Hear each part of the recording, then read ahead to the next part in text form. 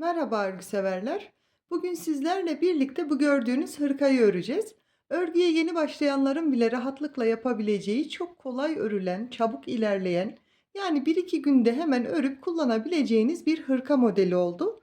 Ben duruşunu, modelini ve döküm döküm oluşunu çok sevdim. Eminim sizler de benimle birlikte örerken çok keyif alarak örüp severek kullanacaksınız. Hemen arkasını da göstermek istiyorum. Hırkanın arkası da bu şekilde görünüyor. Ve biraz daha yakından ben dokusunu da göstermek istiyorum. Çok sevdim. Yumuşacık, döküm döküm bir hırka oldu. Ben hırkamı 36-38 bedene uyumlu hazırladım ama videonun içinde beden büyütme, boy büyütme, yani daha büyük, daha küçük bedenler için nasıl öreceğinizi de detaylı bir şekilde anlatmaya çalıştım. Bu yüzden videoyu önce baştan sona kadar izleyip daha sonra örmeye başlarsanız siz de çok güzel bir hırka elde edersiniz. Eğer hazırsanız hemen modelin yapımına başlayalım. Model anlatımına geçmeden önce kullandığım iplik ve şiş hakkında bilgi vermek istiyorum. Ben pamuk ve akrilik karışımlı ipimi kullanırken 6 milim şiş kullandım. 200 gram 320 metre kalınlığında bir ipliğim var. Siz de ona göre kullanacağınız ipi ve şişi ayarlayabilirsiniz. Tabii ki bu iple örmek zorunda değilsiniz. Daha ince, daha kalın ipler de tercih edebilirsiniz. Tamamen sizin tercihinize kalmış. Ben şu anda küçük bir parçada göstereceğim için 3,5 milim şiş kullanarak modelin anlatımını yapacağım. Modeli kurarken tek sayılarda ilmek atarak başlıyoruz. İsterseniz siz önce kullanacağınız iplik ve şişle küçük bir parçada deneyip daha sonra hırkamızı örmeye başlayabilirsiniz. Ben buraya şöyle küçük bir parça başlayıp hemen model kurulumunu göstereceğim size. Ben şişime 13 ilmek attım ve son olarak açılmaması için bu kalan iple bir düğüm atıyorum. Hemen örgümü çevirdim, şişimi çevirdim ve ilmek attıktan sonraki olan sıra bizim örgümüzün arka sırası ve lastik kurmadan örmeye devam edeceğim için bu sırada bir sıra düz ördüm. Bütün ilmekleri düz olarak örüyorum sıranın sonuna kadar.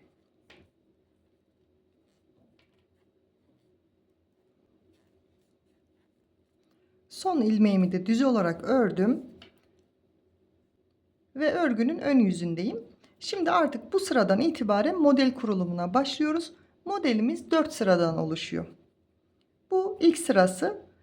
Ben kenar ilmeğimi, yani ilk ilmeğimi örmeden alıyorum ve diğer bütün ilmeklerimi düz olarak sıra sonuna kadar örüyorum. Bu sırada başka hiçbir işlem yapmadan bütün ilmekleri düz olarak örüyoruz.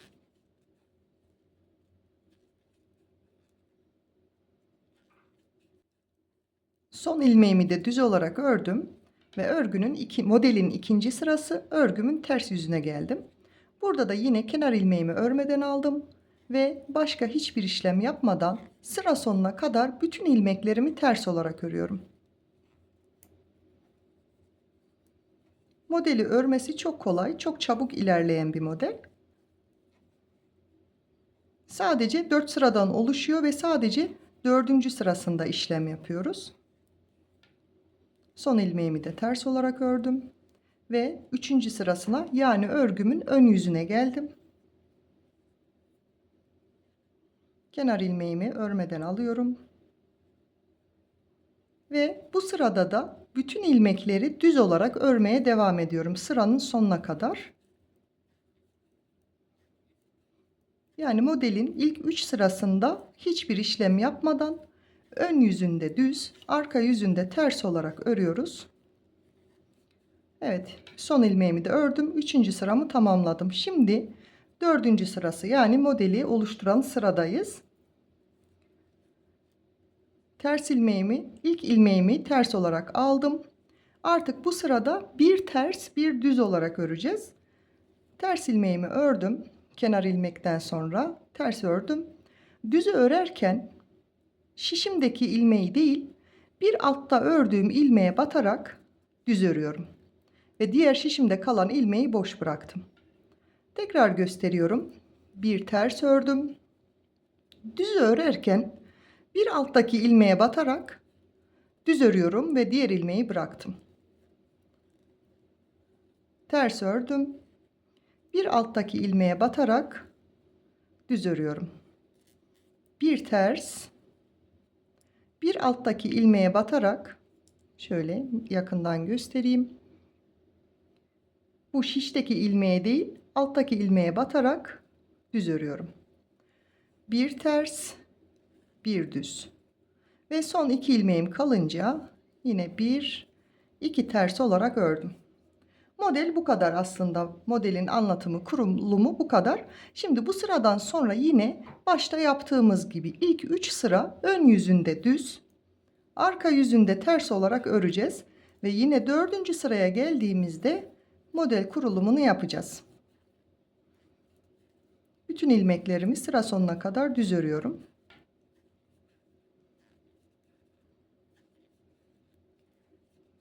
Birinci sırasını tamamladık. Döndürdüm. Burada da bütün ilmekleri kenar ilmeğimi örmeden alıp bütün ilmeklerimi ters olarak örüyorum ve modelin ikinci sırasını tamamlamış oluyorum. Son ilmeğimi de ters olarak ördüm ve döndürüyorum. Şimdi yine 3. sıraya geldik. Burada da ilk ilmeğimi örmeden alıp bütün ilmekleri sıra sonuna kadar düz örüyorum.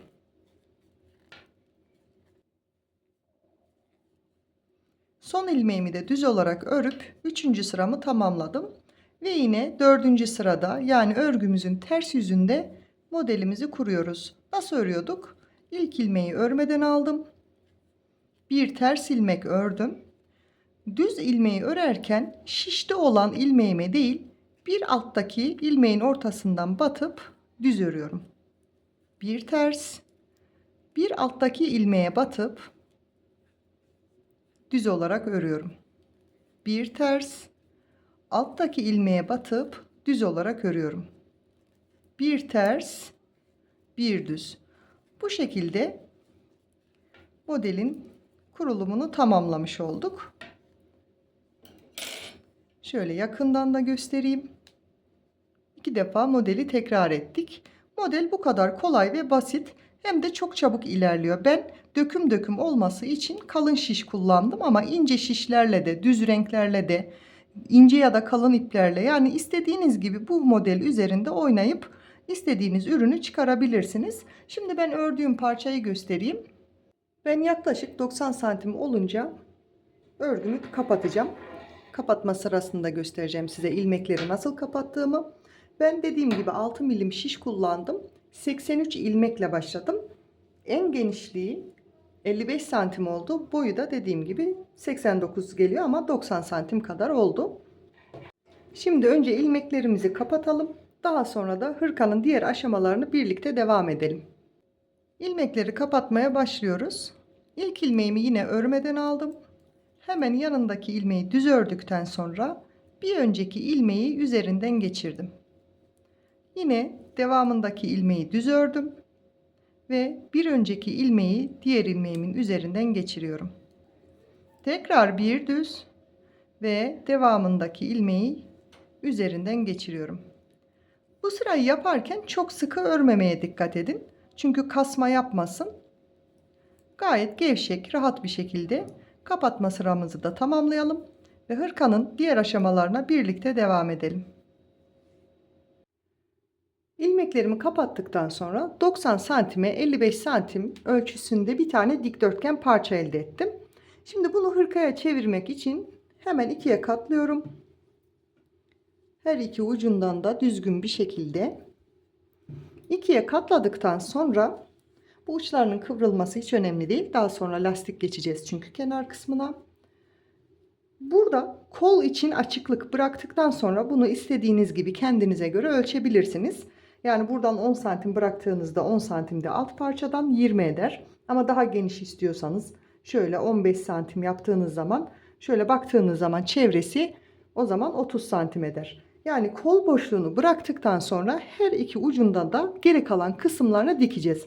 Ama ben o kısma geçmeden önce beden bilgisi vermek istiyorum. Bedenini nasıl ayarlayabiliriz? Daha büyük, daha küçük. Yani ölçüyü nasıl ayarlamamız gerekiyor? Onu da hemen şöylece özetleyeyim. Bu kısmı bizim enseden aşağı gelecek olan kısım. Yani ben 55 santim ördüm. Kenarına da bir miktar lastik gitmeyi düşünüyorum. O zaman işte 60-65 santim kadar, o da kaç santim lastik yapacağınızla alakalı olur. Ama siz daha yüksek, yani daha uzun istiyorsunuzdur. 55 santim yapmazsınız. 60, 65, 70, kaç santim istiyorsanız bu genişliğini, yani enini ona göre ayarlamalısınız. Boyunu da iki kolunuzu iki yana açtığınız zaman dirseklerinizden ölçü almanız gerekiyor. Yani ben 90 santim yaptım ama siz 80 olur, 95, 100 olur. Yani kollarınızı iki yana açacaksınız.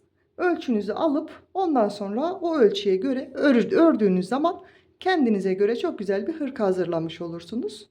Ben kol açıklığı için 16 santim ölçüp işaretimi koydum.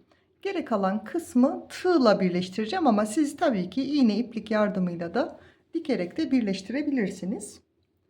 Ben kaydırma tekniğiyle tığ kullanarak birleştireceğim. Hemen tığımı döndürdüm. İlmeğimi hazırladım. Kaydırma tekniğini daha önce biliyorsunuz kanalımda paylaşmıştım. Nasıl yapıyorduk? Tığıma ilmeğimi hazırladıktan sonra bu sağdaki örgünün ilk kanadını alıyorum.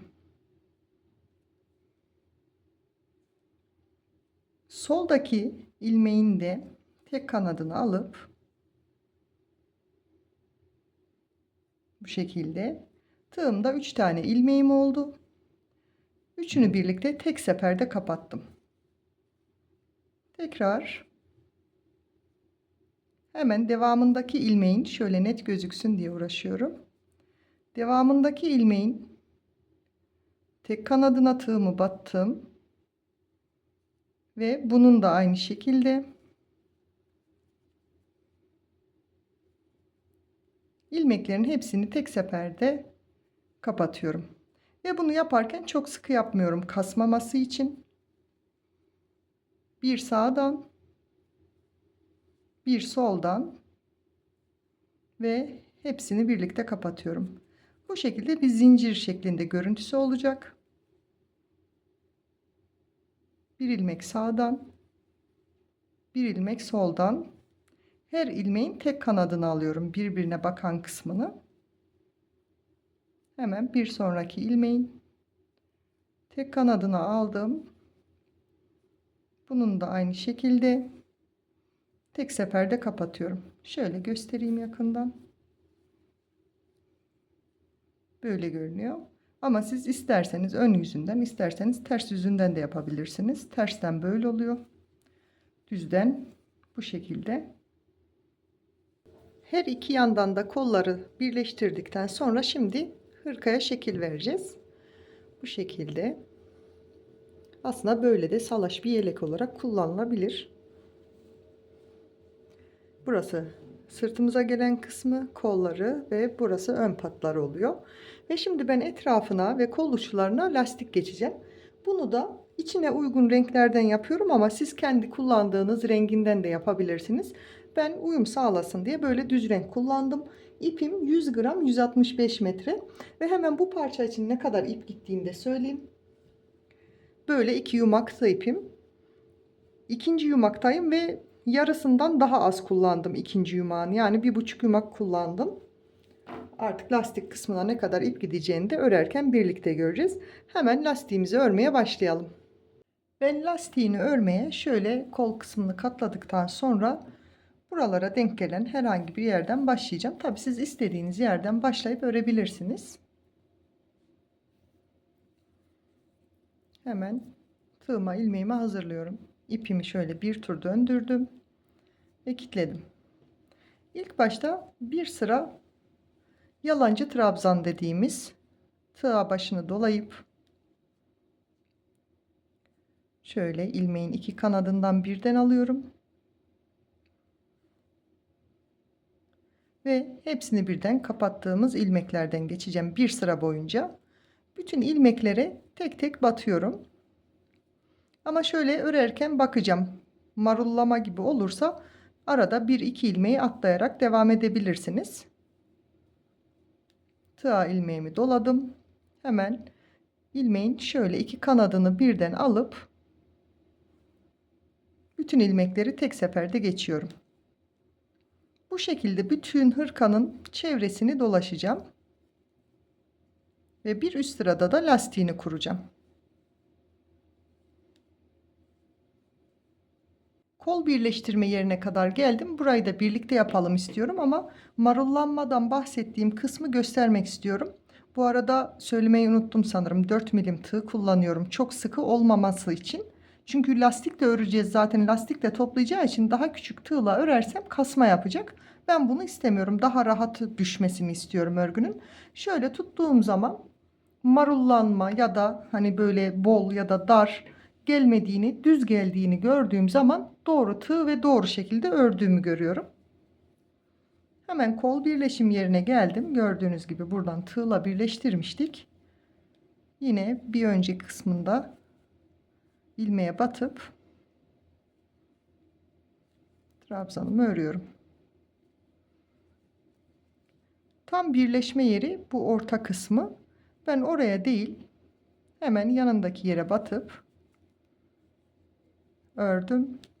Tekrar doladım. Bu noktaya değil, tam birleşen kısma değil, onun yanında olan ilmek boşluğuna batıp örmeye devam ediyorum.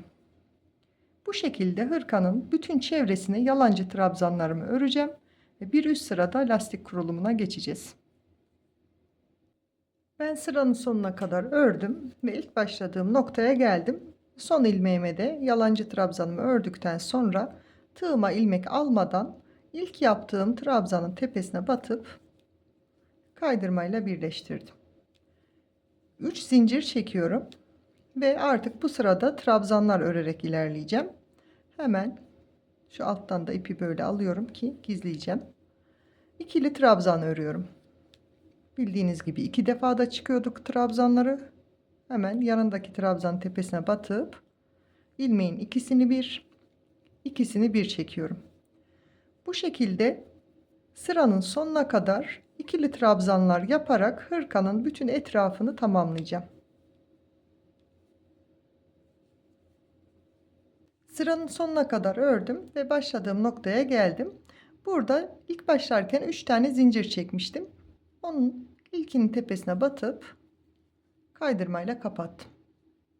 3 zincir çekiyorum ve burada artık trabzanlarımıza bir önden bir arkadan batarak lastik öreceğiz. Hemen tığıma ipimi doladım. İlk ilmeğimi yani ilk trabzanımı bu şekilde dolanarak önden alarak örüyorum. Yine ikili trabzan. Tığıma ipimi doladım. Bu kez arkadan alarak öreceğim. Onu da nasıl yapıyorum? Bu şekilde arkasından girip tekrar bu şekilde çıkıp trabzanımı örüyorum. Yine önden alarak beline doluyoruz trabzanın. İkili trabzan ve arkadan alarak önce arkadan öne doğru çıkıyoruz. Tekrar tığı arkaya geçirip trabzanımı örüyorum. Bir önden ve bir arkadan alarak trabzanlarımı örüyorum. Ve sıra sonuna geldiğimizde şöyle hemen göstereyim.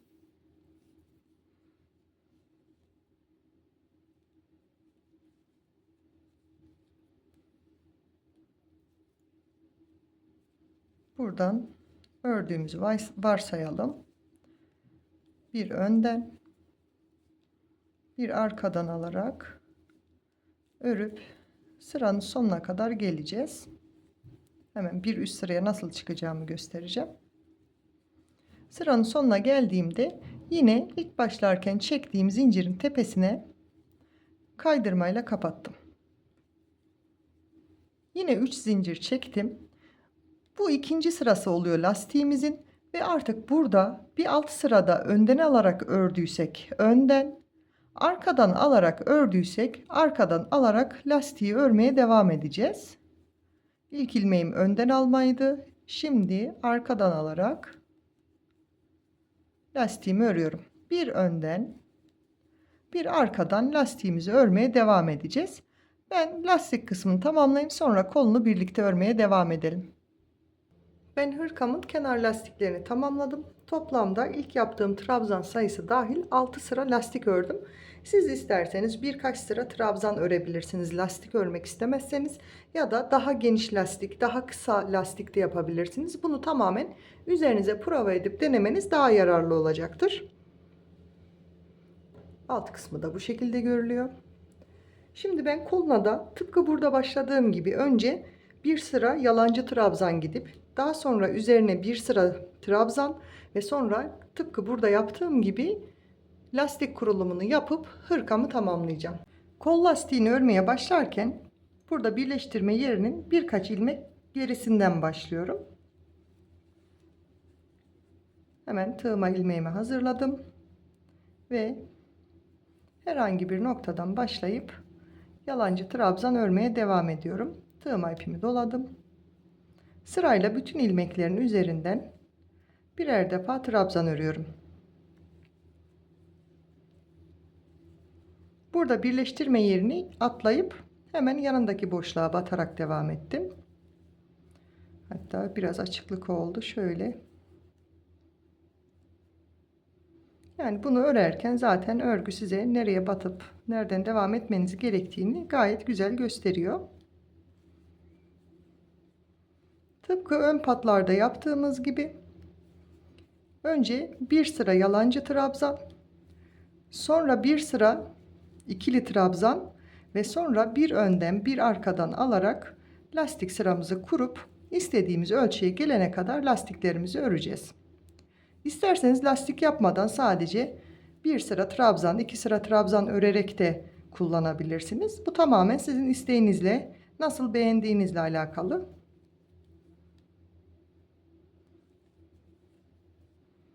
Bu şekilde devam edip tıpkı ön patta yaptığımız gibi sıranın sonuna gelince buradan kaydırmayla birleştirip bir üst sıraya geçip istediğimiz kadar lastiği de yapıp hırkamızı tamamlayalım. Ben hırkamı tamamladım, geldim ve son hali bu şekilde oldu. Mavi renk ipimden de toplamda 1,5 yumak kullandım. Hırkanın yapımı bu şekildeydi. Eğer videoyu buraya kadar izlediyseniz beğenip yorum yapmayı unutmayın. Yeni videolarda görüşmek üzere. Hoşça kalın.